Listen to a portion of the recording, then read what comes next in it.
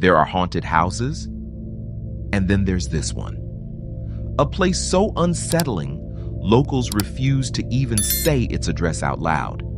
They simply call it the house that knows your name. In a quiet suburb of Ohio sits a home that looks ordinary from the outside. White siding, a porch with peeling paint, a mailbox leaning slightly to the left. But once you step inside, something changes. Visitors claim the house speaks to them, not in screams, not in whispers, but in a voice that seems to come from the walls themselves. A voice that knows your name.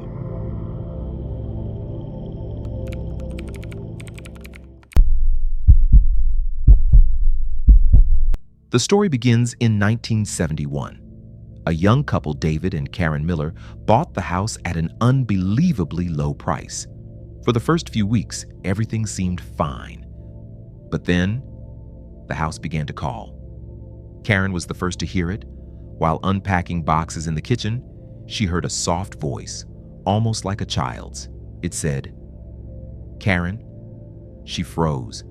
The house was empty. David was at work, yet the voice came again, louder this time. "Karen?" When she told her husband, he brushed it off. "Stress," he said, "maybe the neighbors."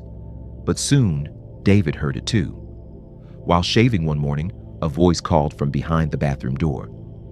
"David, yeah, sir." He opened the door, expecting Karen. No one was there. Weeks passed, and the voices grew bolder. At night, the couple would lie in bed and hear their names drifting through the air vents. Sometimes it was calm. Other times, it was angry, but always personal. Always their names. Neighbors began avoiding the house. One man swore he heard his own name shouted while walking past the property.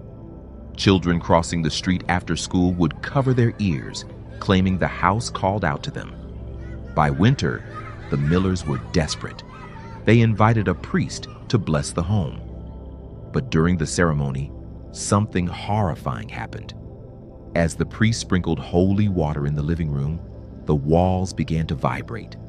And then, clear as day, a deep voice thundered from every corner of the house. "Leave them alone." The blessing was cut short. The priest left, pale and shaken. He never returned.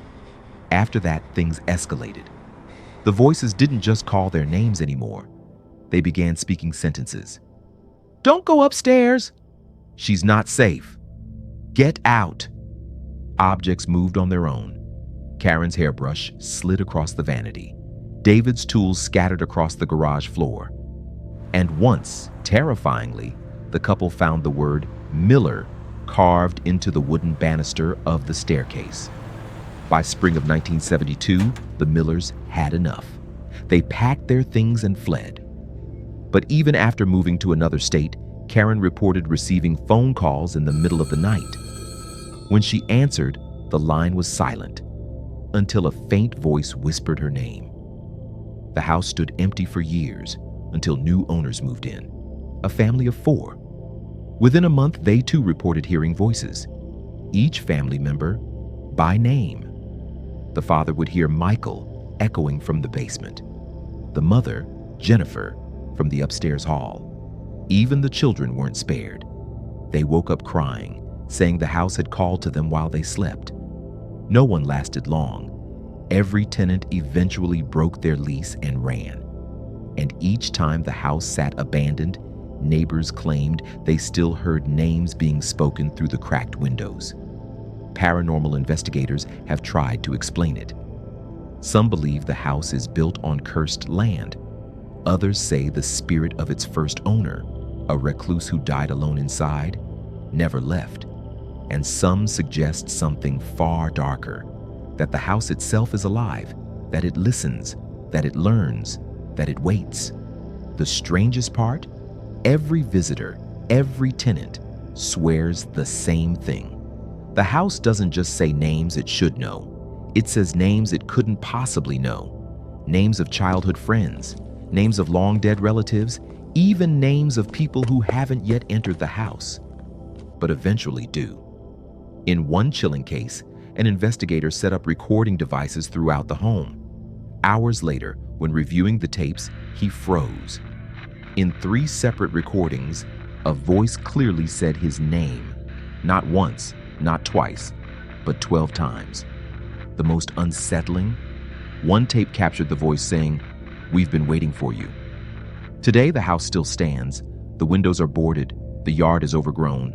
But late at night, people swear they hear voices drifting from inside, always saying names, sometimes familiar, sometimes not.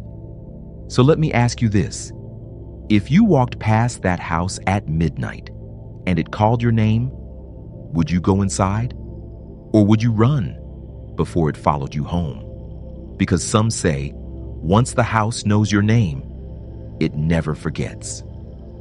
For more chilling mysteries and haunted legends, subscribe to Shadow Oath and tell me in the comments, would you dare step into the house that knows your name?